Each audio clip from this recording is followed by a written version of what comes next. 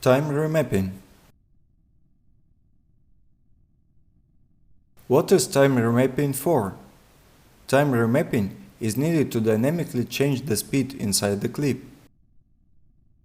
Most often, we don't need a smooth speed change, and Premiere users do the following. For example, we divide a whole clip into 3 parts. We will make 2 splices and set the speed of 400% for the first and third fragments using speed and duration. The speed changes instantly with this method. But what we have to do if we want to change the speed smoothly?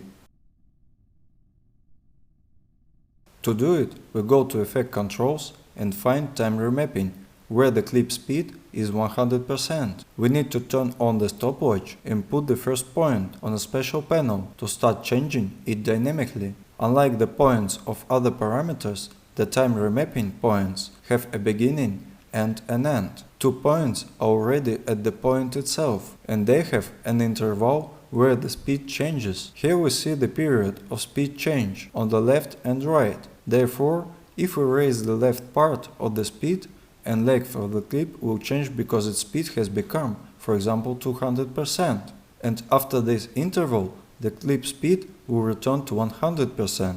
Let's say we need to edit another acceleration, so we put a second point and raise the line up, also up to 200%. For our convenience, this parameter can be displayed on the timeline to see them and change them on track itself. You can also switch the timeline interpolation in the settings. By default, we have frame sampling, but if we want to slow down the clip, we can choose frame blending or optical flow. It should be mentioned that now we have a linear speed change. I mean, the changes occur at constant speed. In order to make the speed change more exponential, we find 2 tendrils on the interval between the time remapping points that we can pull in different directions and change the curve at will.